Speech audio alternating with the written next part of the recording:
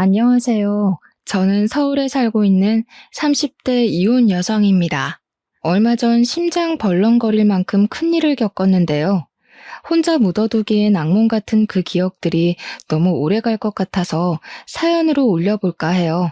그래도 누군가가 제 이야기를 들어줬다고 생각하면 심적으로 좀 편하지 않을까 싶어서 내린 결정이에요. 분명 제가 며칠 전까지 겪었던 일임에도 믿기지 않은 그날에 대해 지금부터 들려드리도록 하겠습니다.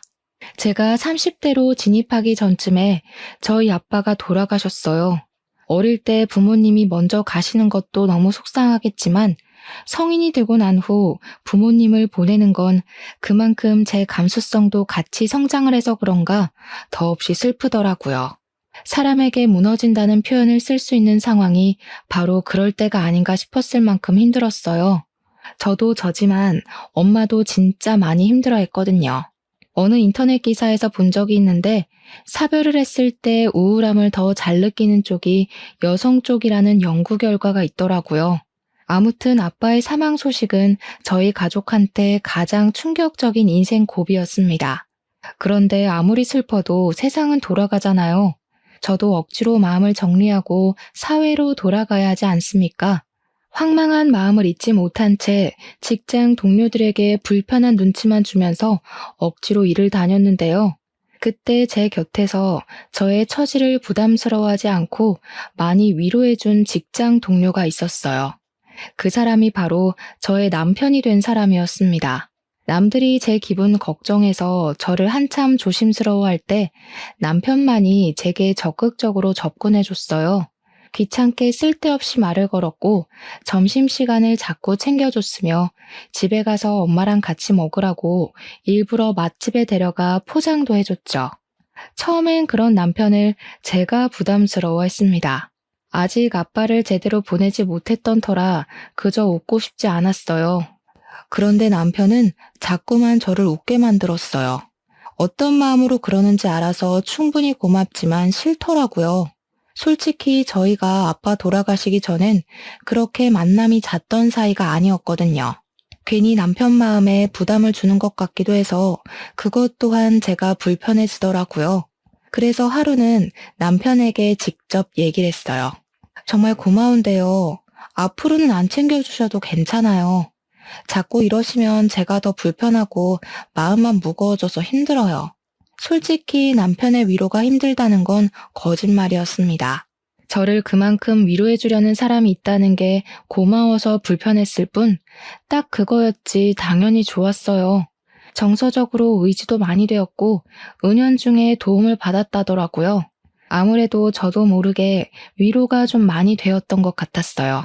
게다가 남편이 어디 저만 챙겼나요? 생전 본 적도 없는 우리 엄마까지 챙겼다니까요. 홀로 있을 우리 엄마가 힘들까봐 알아서 신경 써준 것 전부 좋았지만 시간이 갈수록 제가 남편에게 빚을 지는 기분이더라고요. 그래서 억지로 그만해달라 얘기했던 겁니다. 저랑 남편은 당시만 해도 직장 동료 그 이상도 이하도 아니었거든요. 그런데 거기서 남편이 제게 뜻밖의 고백을 함으로써 우리의 관계가 발전이 되었어요. 세상에 어떤 남자가 관심도 없는 여성한테 시간 내고 돈 쓰고 한답니까? 제가 그동안 그저 동료로서 친절을 베푼 거라 생각해요? 남편이 그날 새빨갛게 상기된 얼굴로 약간 서운한 듯 고백을 하는데 그때 저도 그만 홀라당 넘어갔던 것 같아요. 사람은 살다 보면 결혼할 인연이 딱 보인다던데 당시 저는 그게 바로 제 남편이라 생각했죠. 남편은 제가 만났던 남자가 몇 되진 않지만 그 중에서 단연 으뜸이었습니다. 또 제 나이도 마침 결혼 정년기였잖아요. 그러니 남편과 결혼 생각은 안 할 수가 없었죠. 저희는 결혼 약속을 하고 나서부터 더 속 깊은 얘기를 나눴어요. 저는 제 이야기만 하느라 남편에 대해 잘 모르고 있었는데 사귀고 나서 남편의 가정사에 대해 좀 들을 수 있었습니다. 남편은 워낙 어릴 때 시부를 잃어서 아빠에 대한 기억이 없다고 하더라고요. 시모랑 단둘이 살아왔는데 그 때문인지 아빠의 부재로 인해 느꼈을 저의 상실감이 마치 자기 일처럼 느껴졌대요. 자기가 만약 아빠가 있었다면 잃었을 때 이런 모습일까 싶은 감정을 간접적으로 겪은 기분이었다나? 그래서 제게 더 마음 쓰고 싶었던 것 같기도 하다면서 그런 말을 하더라고요. 서로 비슷한 배경을 가졌다고 생각했기 때문인가 봐요. 저는 남편의 가정사를 듣고 나서 남편에게 더 마음을 열었습니다. 저희는 결혼하기 전부터 이미 서로에 대한 속사정을 다 털어놓고 결혼 인사를 드리러 양가 어른을 찾았어요. 시모도 저의 집안 사정을 남편에게 듣고 이미 알고 계셨는데요. 진심으로 안타깝게 생각해 주시더라고요. 아유, 딱해라. 지금 안 싸더니 얼마나 소가리를 하고 계실까. 내가 이미 겪어봐서 그 심정을 잘 알잖니. 지금 많이 힘들 시기야. 결혼하더라도 너희 둘이서 꼬박꼬박 안사돈네 자주 찾아가줘야 해. 시모의 마음에 감동받아서 저 그날 시모 앞에서 눈물을 보였던 걸로 기억합니다. 그때 시모가 마치 또 다른 친정엄마의 품 같은 느낌이었거든요. 아무튼 양가 집안에서 저희 결혼에 대해 딱히 반대는 없었어요. 상견례 때도 시모랑 엄마의 사이는 초면이 아닌 것처럼 사이가 무척 애틋하기까지 했습니다.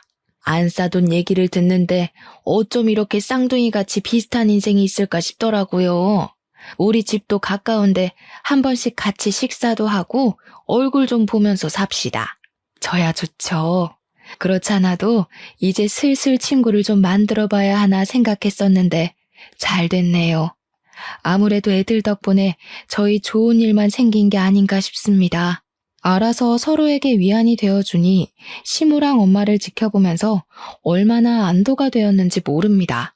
저랑 남편이 결혼하면서도 은연중에 홀로 남을 어머니 두 분이 걱정되었거든요. 아무튼 저랑 남편은 서로 엄마들에게 민폐 안 끼치려고 서로의 형편에서 최대한 결혼하고자 했어요. 그런데도 시모랑 엄마가 굳이 지분해주고 싶다고 해서 어쩔 수 없이 받은 것이 10억짜리 신혼집이었습니다. 반씩 나눠서 부담하신 거라고 해도 솔직히 적은 돈 아니잖아요. 이걸 받아도 마음이 불편하더라고요. 그래서 저희는 앞으로 시모랑 엄마한테 그 혼수를 보답하며 살기로 마음먹었어요. 맞벌이로 바쁘게 지내며 양가에 꼬박 용돈을 드렸고요. 남은 노후를 평생 편하게 보내도록 최대한 지원해 드리려고 했죠. 출발이 좋았어요. 비록 어쩔 수 없이 대출 조금 끼고 신혼을 시작하긴 했지만 모두가 웃을 수 있는 변화여서 괜찮았습니다. 하지만 이 결혼이 제 길이 아니었다는 신호는 겨우 신혼 1년도 안 지난 시점에서 찾아왔어요. 정말 어느 날 불시에 시모가 돈 사고를 낸 적 있었는데요. 이것이 바로 제 사연의 발단이 되겠네요. 잠자리에 들기 전에 제게 말했습니다. 남편이 조심스럽기도 하고 망설이기도 해서 심상치 않은 일이라는 건 듣기 전부터 짐작하긴 했었어요. 엄마가 쓸데없이 개하는 사람 말 믿고 웬 건물에 투자를 했나 봐. 오늘 낮에 홀라당 날리는 바람에 지금 알아놓으셨어. 뭐? 갑자기 투자는 무슨 투자? 어머님이 그런 걸 왜 해? 그런 건 남의 말 듣고 함부로 하는 게 아닌데 왜 우리한테 물어보지도 않고 그러셨대? 잘 알지도 못하시면서. 개하는 사람이 확실하다 했으니 믿은 거겠지. 아, 나도 모르겠어. 안 그래도 오늘 반차 내고 하루 종일 엄마랑 싸우느라 기운 빠진다. 5천만 원이나 날렸다는데 당장 5천만 원을 어디서 구하냐는 게 문제야. 저랑 남편은 앞서 말씀드렸다시피 빠듯하게 털어서 시작한 결혼이라 목돈이 없었어요. 그건 저희 부부뿐만이 아니었습니다. 저희 결혼 때문에 친정도 그랬고 시댁도 그랬어요. 당연히 시모는 우리 신혼집 해줬던 것 때문에 형편이 여의치 않았을 거란 말이죠. 그래서 어머님은 돈이 어디서 났길래 5천만 원이나 투자를 하신 건데? 어떻게 하면 5천만 원이 덜컥 생겨? 혹시 모아둔 돈이 따로 있으셨던 거야? 그랬다면 내가 이렇게 걱정하지도 않았어. 그냥 아까워하고 말았지. 엄마 대출 받아서 했대. 집 담보 잡아서. 대출이라니 더 골치가 아팠습니다. 없는 사정에 욕심냈다가 지금 배때기 터졌다는 얘기 아닙니까? 이거 정말 막막한 상황이었습니다. 그렇다고 그 5천만 원 빚 막고자 우리 쪽에서 또 대출을 받기엔 곤란했어요. 이미 우리가 혼수한다고 약간의 대출 끼고 있어서 더는 신용에 위험할 수 있었거든요. 이래저래 방법을 생각하던 저는 차라리 신혼집을 더 싼 곳으로 옮길까 거기까지 염두에 둘 수밖에 없었습니다. 때마침 저도 모르는 사이 제 눈치를 보고 있던 남편이 엄청 조심스럽게 꺼낸 얘기가 있었는데요. 사실 방법이 아예 없진 않잖아. 그러지 말고 장모님한테 좀 빌리면 안 될까? 어차피 장모님은 돈 여유 좀 있으시니까 우리가 빌렸다가 차차 갚기만 하면 서로 피해보는 일 없을 것 같은데. 저희 집은 아빠가 돌아가시고 나서 물려받은 재산이 좀 있었는데요. 그걸 남편이 모르지 않거든요. 그런데 저도 생각 못하고 있었던 친정의 재산을 남편이 먼저 얘기를 하니까 기분이 좀 이상했습니다. 뭔가 남편의 해결책은 애당초 친정의 재산밖에 없었던 것 같은 느낌이라 기분 나빴어요. 안 돼. 우리 엄마 고혈압 지병이 있어서 몸 안 좋은데 괜히 집안 문제로 스트레스 받게 하기 싫어. 우리들 문제도 아니고 어머님 문제 때문에 일어난 사고잖아. 괜히 관련 없는 엄마까지 끼어들게 하고 싶진 않아. 그러자 남편이 그럼 무슨 방법이 있냐고 약간 신경질을 내더라고요. 그 모습을 보면서 저는 좀 확신이 들었어요. 남편의 머릿속엔 시모의 문제를 오직 친정의 재산으로만 메꿀 생각밖에 없다는 것을요. 이것이 저의 잘못인가요? 저 때문에 이 사달이 난 게 아닌데 친정 돈 못 쓰게 한다고 신경질 내는 남편의 태도가 어이없지 않습니까?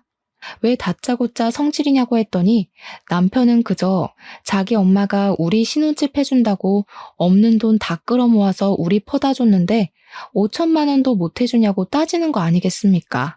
그럼 우리 엄마는 돈이 차고 넘쳐서 마음껏 퍼다 줘도 된다는 거야? 우리 엄마 돈을 왜 당신이 마음대로 결정하려고 하는데? 그러니까 물어만 보자는 거잖아. 장모님이 싫다고 하면 나도 더는 안 물어보지. 물어보는 게 그냥 돈 받는 거나 마찬가지인 거야. 우리 엄마 성격에 우리 부탁을 거절할 것 같아? 아무튼 엄마는 절대 안 돼. 솔직히 어머님이 친 사고를 왜 우리 엄마 돈으로 해결해야 되는지 이해를 못 하겠어. 저도 결국 짜증으로 받아치고 말았어요. 그러니 남편이 끝내 저한테 토라져 버리더군요. 그날 이후 아침도 안 먹고 출근했고 저한테 말도 안 걸었습니다. 왜 이렇게 초등학생같이 구는 건지. 저도 받아주기 피곤하여 그저 무시해버렸네요.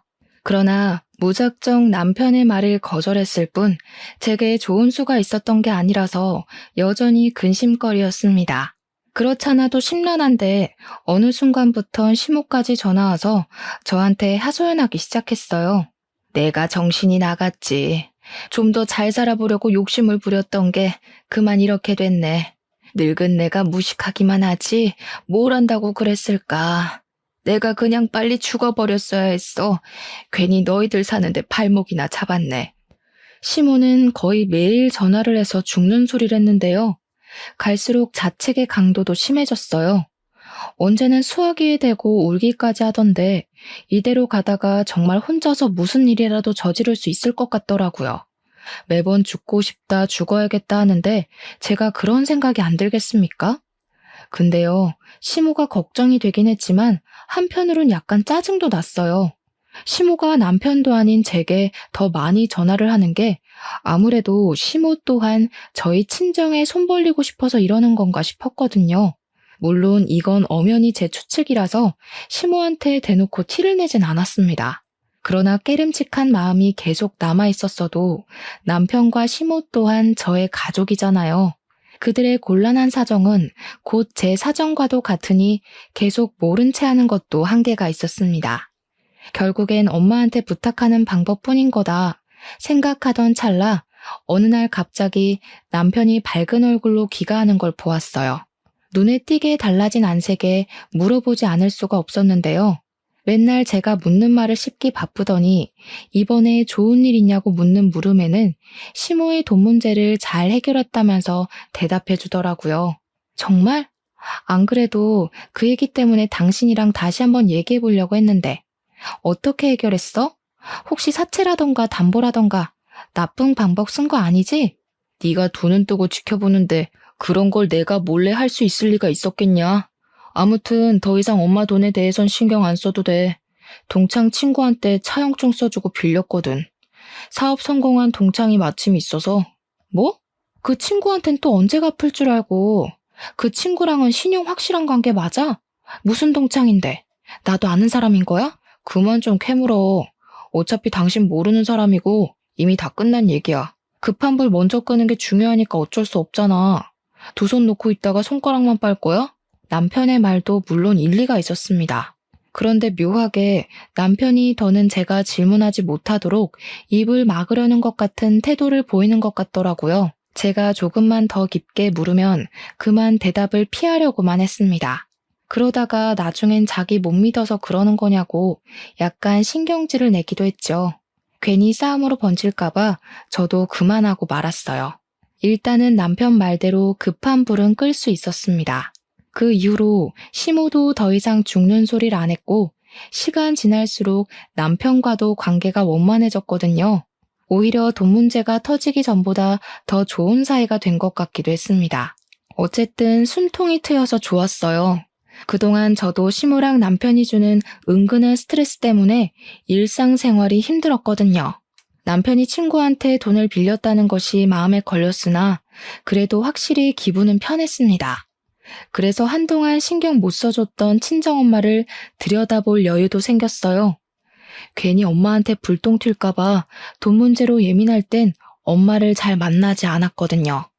남편도 저보고 쉬는 날에 친정 가서 마음 편히 쉬고 와도 된다고 배려해줬어요.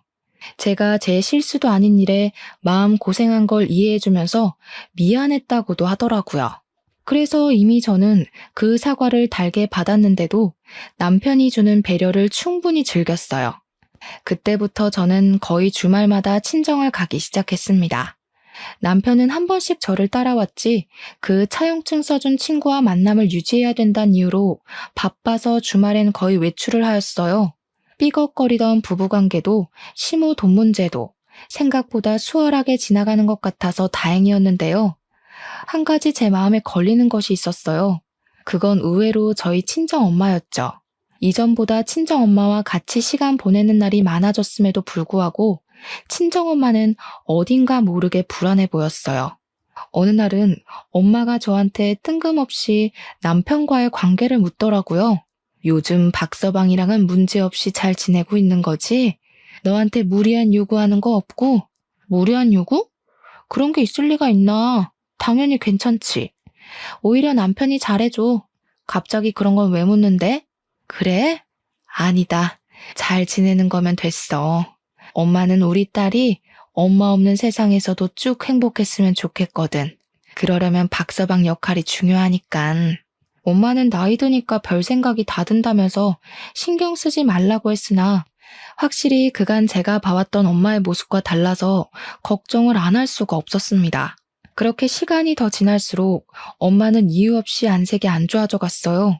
근데 저는 그게 단순히 건강 문제인 줄 알았습니다. 엄마에게 더 좋은 걸 먹이고 병원에 잘 데려가기만 했죠.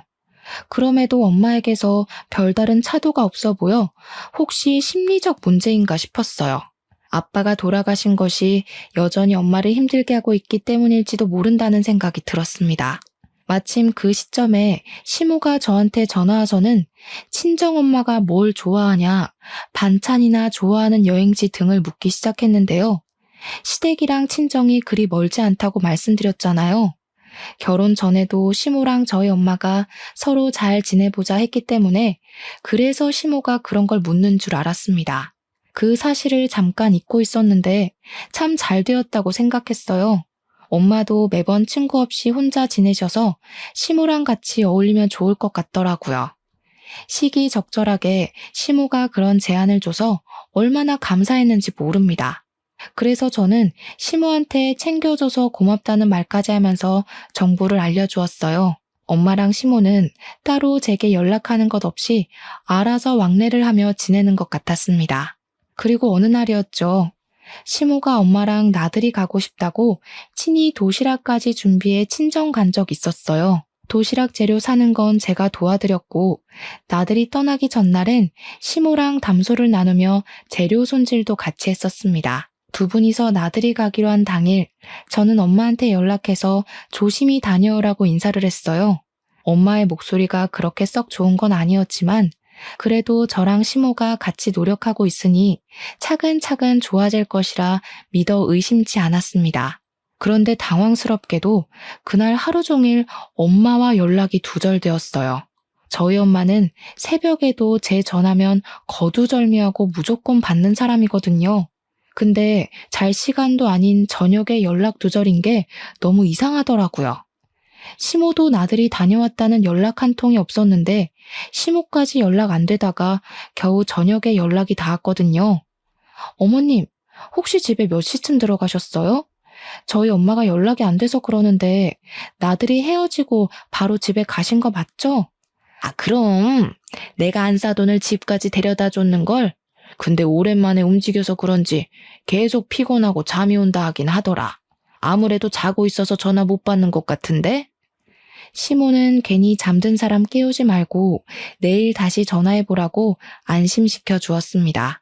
자기가 분명 집에 들어가서 이불 펴는 것까지 봤다면서 제 불안한 마음을 계속 달래주었어요.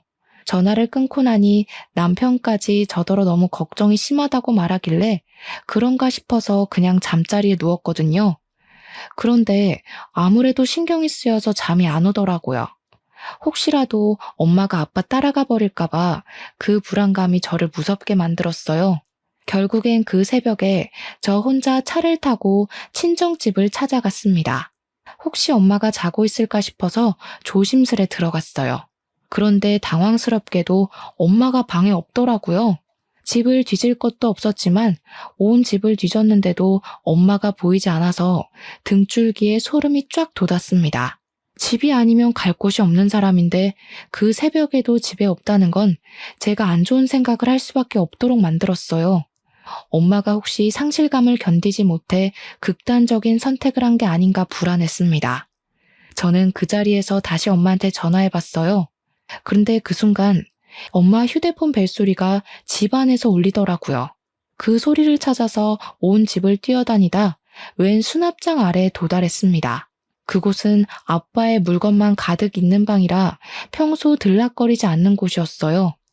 바로 그 방 안에 엄마의 폰이 있었다는 겁니다. 사람은 없고 휴대폰은 엉뚱한 곳에 놓여 있으니 이거 아무래도 심상치 않은 일이라는 직감이 왔습니다. 저는 바로 112에 신고하려고 했어요. 그러나 그 순간 제 눈에 들어온 의문의 종이가 하나 있었는데요. 그건 휴대폰 아래에 같이 있던 것이었습니다. 그걸 보자마자 저는 신고하는 걸 잠깐 멈추게 되었습니다. 그럴 수밖에 없었던 게 분명 처음 보는 종이 서류인데 그곳에 남편 이름이 적혀 있더라고요. 뭔가 싶어서 제대로 확인해 봤더니 다름 아닌 차용증인 거 아니겠습니까? 남편이 우리 엄마로부터 5천만 원을 차용한다는 내용이었습니다. 남편이 엄마한테 5천만 원 빌릴 일이 뭐 있겠습니까? 그 액수를 보자마자 저는 바로 알아채겠더라고요. 5천만 원이면 시모가 사고 친 돈밖에 없잖아요. 남편이 차용증을 쓰고 친구한테 빌렸다는 그 5천만 원이 사실은 출처가 엄마일 수도 있다는 얘기였어요. 저는 그 짧은 순간 상황 파악하느라 머리통 엄청 굴렸습니다. 그러니까 제 예상이 맞는다면 남편이 저 몰래 결국 엄마를 찾아와서 5천만 원만 빌려달라고 한 거였고 친구한테 빌렸다는 건 순 거짓말이라는 거 아닙니까? 그렇다면 그들이 돈 문제 터지기 전보다 제게 더 잘했던 이유가 이것 때문이었을 수도 있겠다 싶었어요. 아니, 그게 맞는 것 같았어요. 갑자기 친정엄마한테 그리 잘해주고 챙겨주고 했던 것도 친정엄마한테 돈을 뜯어갔기 때문이었고요. 그리고 이 사실은 엄마도 알고 있는 듯 했습니다. 지난날 엄마가 저더러 남편과 사이 괜찮냐고 물었던 것도 부부끼리 사이만 괜찮다면 됐다고 한 것도 다 이런 이유가 전제로 깔려 있었기 때문이었어요. 그 차용증 하나 때문에 저만 몰랐던 모든 실마리가 풀려버린 셈이었습니다. 엄마가 휴대폰 밑에 차용증을 같이 두고 외출을 했다는 건 제가 언제 한번 집에 찾아올 거란 걸 알고 취했던 행동 같았고 이러한 실체를 제가 알길 바랬던 것 같았어요. 저는 정말 아무것도 몰랐어요. 그저 남편과 시모에게 감사한 마음으로 살았던 그동안의 시간이 후회스러웠습니다. 우선 엄마가 무사한 게 먼저였으니 일단 112에 전화해서 우리 엄마를 실종 신고했습니다. 저는 이 주제넘는 두 사람의 악행을 절대 용서하고 싶지 않았어요. 그래서 당장 집으로 돌아가 자빠져 자고 있는 남편의 등짝을 풀스윙을 날렸습니다. 화들짝 놀라서 일어나는 남편한테 차용증을 들이밀면서 대놓고 따졌죠. 당신 이거 뭐야? 친구한테 빌렸다는 5천만 원, 우리 엄마한테 빌린 돈이었어? 왜 차용증이 우리 엄마 집에서 나오는데? 그걸 또 어떻게? 그랬다 어쩔래? 어차피 차용증 쓴 거 보면 몰라? 떼먹는 거 아니고 다 갚을 거란 뜻이잖아. 별것도 아닌 걸로 사람 잠 깨우고 난리야. 별것도 아니라고? 이 쓰레기 새끼야. 내가 우리 엄마 건들지 말라고 했지. 그리고 우리 엄마 집에 있다면서 왜 거짓말했어? 설마 우리 엄마한테 해코지 한 거야? 얘가 완전 생사람 잡네. 장모님이 어디 있는지는 나도 몰라. 따질 거면 우리 엄마한테 가서 따지든가. 남편은 오히려 적반하장 태도로 나왔습니다. 그리고 자기만 아니면 상관없는 건지 그저 친정엄마 행방은 시모가 알 거라고 쐐기를 박아주더군요. 분명 두 사람은 저한테 친정엄마가 일찍 잠들었다고 했단 말이죠. 근데 이제 와서 말을 바꾸는 게 정말 어이없더라고요. 만약 어머님이 우리 엄마한테 무슨 짓 한 거면 나 그냥 안 넘어가. 가족이고 뭐고 법적으로 문제되는 거 있으면 다 고소할 거야. 저는 그대로 집을 나와서 친정으로 돌아갔습니다. 경찰한테서 엄마의 소식이 오기를 밤새 기다렸어요. 이 문제는 당연히 다음날 남편을 통해서 시모 귀에도 들어갔는데요. 뻔뻔하게도 시모가 저한테 전화를 하더라고요. 얼굴 보고 얘기하자길래 일단 시모 집을 찾아갔습니다. 어머님은 우리 엄마 어디 계신지 알고 있죠? 저희 엄마 어디 한 군데라도 잘못되면 어머님 가만 안 둘 거예요. 시모 집에 가자마자 인사도 안 하고 소리를 질렀더니 시모가 당황하더라고요. 항상 시모한테는 좋은 모습만 보였던 저라서 이렇게 불안감으로 예민해진 제가 많이 낯설었을 거예요. 그러나 어디 시모만 저를 낯설어 했겠습니까? 저 또한 시모가 그렇게 무서운 짓을 할 수 있는 사람인 줄 까맣게 몰랐습니다. 시모는 제 협박에도 겨우 눈 하나만 깜빡했을 뿐이었어요. 오히려 더 대범하게 나왔는데요. 이왕 들킨 김에 더 이상 연기할 필요 없겠다면서 본색을 바로 보여주는 거 아니겠습니까? 안사돈 아직도 집에 안 들어왔니? 워낙 외출을 안 하는 사람이니 길을 모르나 보네. 미련하긴. 그보다 우리 아들이 월급쟁이가 적성에 안 맞아서 따로 사업하고 싶단다. 어차피 다 같이 잘 먹고 잘 사는 짓 아니겠어? 그럼 사돈 쪽에서도 힘 좀 보태야 하잖아. 그 얘기한다고 잠깐 자리 좀 가졌던 거지 별다른 짓 한 거 없다. 이미 그것만으로 별다른 짓을 한 거나 마찬가지네요. 사업? 대체 우리 엄마 돈으로 어디까지 생각하고 계셨던 거예요? 이럴 거면 차라리 신혼집으로 5억을 대주지 말지 그랬어요. 그 돈으로 하고 싶은 거 하고 살면 될 것이지 왜 이제 와서 남의 돈을 눈독 들여요? 남의 돈이라니? 네 엄마 그 많은 재산 죽을 때 안고 간다니? 죽으면 다 내 아들 손에도 들어올 돈 아니야. 그럼 내 돈이기도 한 거지. 따지고 보면 다 한 주머니인 거라고. 개소리도 참 신박하게 하시네요. 미친 소리 그만하고 엄마한테서 가져간 돈 당장 내놓으시죠. 저 2번 기회 안 줘요. 말로 곱게 부탁하는 건 이번이 끝입니다. 변호사라도 사게? 아무리 전문가여봤자 이미 인감 찍힌 서류를 어찌 처리하겠어. 날고 기어봤자 네 엄마가 이미 집문서는 우리한테 넘겼다. 여기 도장 보이지? 남편이 사업한다는 소리도 어이가 없는 상황에 시모가 보여주는 집 명의 변경서는 정말 할 말 잃게 만들었습니다. 시모가 가리키는 인간 부분을 보니 진짜 도장이 찍혀 있더라고요. 너 엄마가 아주 딸 일이라면 못하는 게 없으신 분이더구나. 나를 위해서라고 하니까 의심도 안 하고 바로 도장 찍더라고. 참 좋은 엄마를 뒀어. 시모랑 남편은 우리 엄마한테서 5천만 원을 가져간 걸로 모자라 집까지 뜯어갔습니다. 가장 소중한 관계가 될 거라 생각했던 사람들에게 배신을 당하니 정말 머리가 새하얘지더라고요. 아무 말 못하고 있는 그 상황에서 마침 경찰한테 연락이 왔는데요. 달동네 공가에서 엄마가 발견됐다는 연락이었어요. 경찰이 데리고 있다길래 일단 급하게 전화 끊고 시무를 돌아섰습니다. 대신 집을 나가기 전에 한마디를 남겼죠. 두 사람이 저랑 엄마를 가족으로 안 보는 것 같으니까 저도 더 이상 두 사람을 봐줄 필요 없겠네요. 지금까지 그랬던 것처럼 실컷 낄낄거리고 계세요.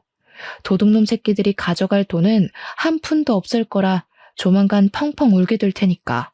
사실 저도 확실히 그들을 도둑놈으로 몰아서 법적 처벌을 요구할 수 있을진 확신하지 못했습니다. 믿을 구석이 어디에도 없었지만 일단은 시모한테 지기 싫어서 겁을 줬던 거예요. 저랑 엄마가 소갈이 한 것만큼 시모도 심기 불편하길 바랬으니까요. 저는 얼른 엄마가 있다는 경찰서로 달려갔습니다. 다행히도 엄마는 무사했어요. 다시는 엄마를 볼 수 없을까봐 얼마나 무서웠는지 모릅니다. 저는 엄마를 보자마자 제가 알고 있는 모든 사실을 물어봤어요. 시모랑 남편이 내가 알던 사람이 아니란 걸 알아버렸으니까 더 이상 날 위해서 선의의 거짓말을 하지 말아달라고도 했죠. 그제야 저는 제가 몰랐던 부분까지 솔직한 사실을 전부 다 들을 수 있었습니다. 남편이랑 시모는 시모가 돈 사고를 일으켰을 때부터 우리 엄마 돈으로 해결할 생각밖에 없었어요. 제가 거절하니 제 뒤에서 몰래 5천만 원을 뜯어낼 생각으로 따로 계획 중이었던 겁니다.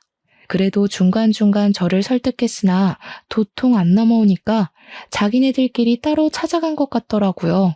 동정심에 약한 우리 엄마를 알고서 두 사람이 그렇게 작전을 펼쳤다고 했습니다. 엄마는 굳이 차용증을 쓰지 않고도 5천만 원을 빌려줄 생각이었대요. 근데 남편이 엄마에게 신뢰를 사기 위해서 써줬나 봐요. 그리고 그건 바로 또 돈을 빌리기 위한 밑밥이었던 거죠. 두 번째부터는 남편이랑 시모가 갖은 핑계를 대며 10만 원에서 20만 원씩 야금야금 빌려달라 했다고 하더라고요. 그들은 엄마한테 돈을 뜯어갈 때마다 제 핑계를 댔다고 했는데 제가 사고쳐서 돈 나갈 일 생겼다는 거짓말을 했대요. 엄마는 제 일이니까 제가 엄마한테 미안해서 말 못하고 있는 줄 알았답니다. 그래서 그들이 달라는 대로 돈을 뜯긴 것 같았어요. 미안해 엄마. 내가 더 빨리 알아차렸어야 하는데 한 입을 덮고 살면서도 몰랐어. 나는 엄마한테 최대한 돈 얘기 안 하려고 했거든. 그들 욕심은 부끄러운 줄도 모르고 날로 커져갔는데요. 가장 최근에 문제가 된 것이 바로 나들이 사건이었던 거예요. 시모가 나들이 핑계로 남편 사업자금 좀 당겨달라고 엄마한테 협박했다더라고요. 분명 허술한 말장난으로 엄마를 깨어낸 것일 텐데 엄마는 의심 한 번 안 하고 시모한테 그리 큰 돈을 그냥 넘겼답니다. 시모가 또 제 핑계를 댔다고 하던데 솔직히 그쯤 되면 엄마가 한 번이라도 의심을 해야 되는 거 아닌가 싶더라고요. 아무리 딸을 위하는 일이라 해도 그렇지 어떻게 나한테 확인도 안 해보고 집 명의 변경서에 도장까지 찍으면서 그들 말만 믿을 수가 있는 건지 이해가 안 되었어요. 대체 왜 그랬어? 엄마 돈 헤프게 다루는 사람 아니잖아. 아무리 우리가 한 식구라 하더라도 이건 아니지. 나한테 더 물어봤어야지. 지금 어머님이 엄마한테서 집 뺏었다고 얼마나 신난 줄 알아? 뭐가 이상하다는 생각 전혀 안 해봤어? 왜 안 했겠어. 걱정 마, 딸. 엄마도 너한테 피해갈지 정도는 구분할 줄 알아. 당연히 그 사람들이 무슨 생각으로 언제부터 변심했는지 다 알았지. 엄마의 말을 듣고 나니 오히려 혼란스러워서 더 이해가 안 되었습니다. 엄마가 하는 말은 그 두 사람 속셈이 뭔 줄 알면서도 돈을 공짜로 내줬다는 소리잖아요. 대체 왜?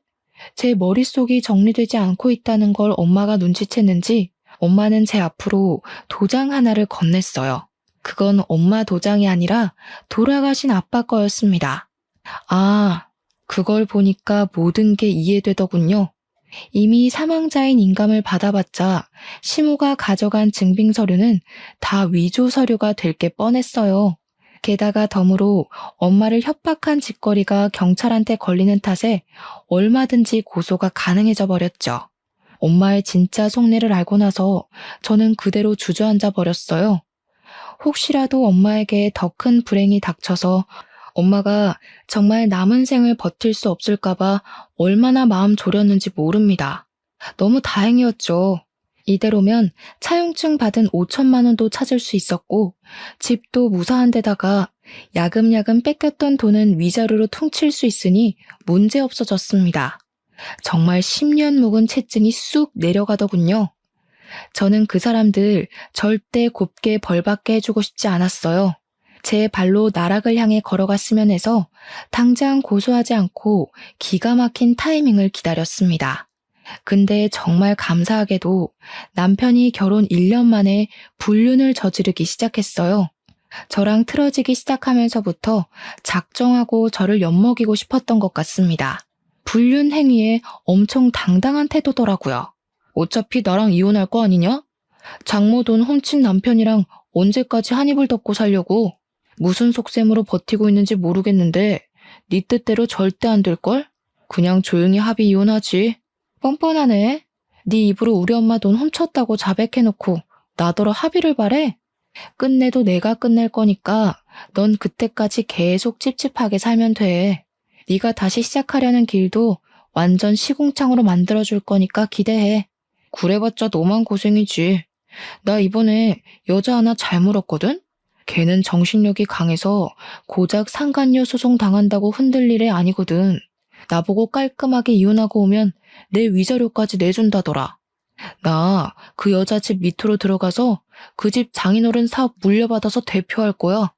남편의 상간녀는 저보다 무려 10살이나 많은 노처녀였습니다. 남편이 돈에 눈이 멀었는지 그런 늙은 년한테 끔뻑 넘어가서는 자랑처럼 짓거려댔어요. 상간녀도 결혼하고 싶으니까 돈이 얼마가 들든 좀 해주기로 했나 보더라고요. 그것 때문인지 남편이 오히려 이혼하자고 당당하게 나오는 거 아니겠습니까? 기가 막혔어요. 사실 이혼하기에 시기가 아주 적절하긴 했습니다. 불륜 소송할 때 다른 고소장도 같이 제출하면 남편이랑 시모가 타격을 강하게 입을 거란 말이죠. 대신 남편이 이혼을 원하고 있는 태도는 좀 마음에 안 들었어요. 하지만 이대로 더 가다간 저까지 괴로운 진흙탕 싸움이 될 것 같아서 그만 끝내기로 했습니다. 저는 그동안 참아왔던 모든 감정을 담아서 이혼 소송을 시작했어요. 당연히 상간녀 소송과 정신적 손해배상도 청구했고요. 저희 엄마도 그들을 상대로 협박죄와 사문서 위조죄 등등 할 수 있는 건 다 신고해버렸습니다. 그리고 당연하게도 집안이 발칵 뒤집혔죠. 제가 친정으로 짐을 다 옮긴 날 시모가 친정집에 들이닥쳤는데요. 다짜고짜 저희 엄마에게 달려들어 머리채를 잡더라고요. 감히 나를 속인 걸로 모자라 고소를 해? 거짓말 친 거 곱게 넘어가 줬으면 고소는 하지 말아야지. 내가 당신한테 사기친 게 없는데 왜 고소를 해? 저는 깜짝 놀라서 시모의 머리채를 잡고 뒤로 당겨버렸습니다. 발라당 넘어지는 시모를 두고 대걸레를 들고 와 시모를 쿡쿡 찔렀어요. 나가 이 사기꾼아. 더 이상 우리 볼 일 없는 사이거든요? 당신이 무식해서 도장 주인도 못 알아본 주제에 누굴 탓하는 거예요? 당장 안 꺼지면 주거 침입으로 또 신고할 거야? 시모는 제 공격이 아팠는지 그대로 기어가 열린 문으로 나가버렸습니다. 닫힌 문 밖에서 상간녀 때문에 참는다고 소리치더군요. 우리 엄마가 인감도장을 속여서 찍었다는 생각에 열불나 했지만 재벌 며느리가 생겼으니 그 정도만 하는 것 같았습니다. 어떻게 보면 저희는 손해본 게 하나도 없는 이혼이었거든요. 그런데 저 뻔뻔한 인간들 때문에 감정적인 부분에서 너무 많은 상처를 입었다 보니까 왠지 모르게 패배한 기분이랄까? 아무튼 마음이 찝찝했습니다. 남편이랑 시모가 처절함을 느끼길 바랬는데 그것까진 이뤄내지 못해서 억울함도 없지 않아 있었어요. 그렇게 제 곁을 벗어난 전 남편은 오히려 저를 시원하게 털어냈다며 신이 나서 떠나갔는데요. 보란듯이 약오르게 잘 살 줄 알았거든요. 그런데 이혼하고 반개월쯤 지났나? 시모한테서 전화가 온 겁니다. 생각 없이 받았더니 충격적인 소식을 듣게 됐지 뭡니까? 갑자기 전화해서 이런 부탁하는 게 참 면목 없다는 거 안다. 그런데도 내가 너 말고는 어디 말할 데가 없어서 염치불구하고 전화했어. 제발 우리 아들 좀 살려다오. 시모는 목소리를 벌벌 떨면서 제게 애걸하였습니다. 전 남편이 교통사고로 전신불구가 됐다는 충격적인 소식을 전하면서 말이죠. 대체 어떻게 된 건가 했더니 전 남편은 저와 이혼하자마자 원했던 3대로 절차를 밟고 있었대요. 상간녀가 이혼 축하 선물로 사준 차가 한 대 있었는데 허풍이 심하게 들어서 그 차를 타고 분수에 맞지 않은 짓을 하고 다니다가 음주 사고를 내고 말았다네요. 결국 전 남편은 무고한 생명 하나를 잃게 만들고 자기는 장애를 얻었다고 합니다. 근데 중요한 건 여기서부터였어요. 이미지가 워낙 중요했던 사업가인 상간녀 집안에서 전 남편의 사고 소식을 접하자마자 쓸모없게 됐다며 바로 손절을 해버렸다는 겁니다. 원래도 상간녀만이 전 남편을 좋아했지 상간녀 집에서는 전 남편을 탐탁지 않아 했대요. 그런 상황에서 전 남편이 상간녀와 결혼하기도 전에 사고를 쳐버렸으니 집안보다 남자를 선택할 수는 없었던 상간녀가 전 남편을 버린 거래요. 그 바람에 시모가 평생 전 남편의 뒤치다꺼리해야 할 팔자가 되었다고 합니다. 그래서 저보고 어쩌라는 건지 시모가 원하는 대답을 주지 않고 끊어버렸더니 그 뒤로 시모가 우리 친정까지 찾아오더라고요. 주말 아침부터 오랜만에 짜증나는 사람을 보게 돼서 감정이 주체가 안 되더라고요. 시모가 자꾸 저한테 돈 좀 빌려달라고 하는데 그걸 제가 왜 빌려줘야 하나요? 옛날 정 같은 타령도 하더라고요. 도대체 저런 사람들은 정을 준 적도 없으면서 왜 아쉬울 때만 정을 찾는지 모르겠어요. 저는 긴 말하기 싫어서 손수 찬물을 받아와 시모 얼굴에 퍼부어 주었습니다. 제가 아줌마한테 줄 건 이것뿐이네요. 냉수 마셨으니 제발 속 차리고 똑바로 사세요. 영 급하면 차라리 혈육을 찾아가시던가요. 왜 자꾸 생판 남의 등만 처먹으려고 하시나 모르겠네. 한 번만 더 찾아오면 없는 형편에 벌금까지 물게 할 거예요? 그렇게 시모를 쫓아보낸 뒤로 그 두 사람이 어떻게 살고 있는지는 모르겠습니다. 아마 자기 식구들한테 돈 빌리고 다니지 않을까 싶어요. 다 분수에 맞지 않는 욕심을 낸 탓을 해야겠죠. 어쨌든 시모에게 찬물까지 부어주고 나니까 속은 시원하더라고요. 그 사람들 일단 불행해진 거잖아요. 천벌 받은 거나 다름없는 거잖아요. 제가 바랬던 처절한 인생에 근접하게 된 것 같아서 이게 웬 떡인가 싶은 마음이 들더라고요. 세상에서 제일 괴로운 감정이 후회라고 생각하거든요. 그 사람들은 아마 죽기 직전까지 후회하면서 살다가 허송세월 보내지 않을까요? 그것만으로 저는 만족합니다. 결혼해 봤으니까 2번은 안 하려고요. 앞으로는 저희 친정엄마와 둘이서만 즐겁게 놀아보려 합니다. 제 사연 들어주셔서 감사드려요. 다들 같이 행복하셨으면 좋겠습니다.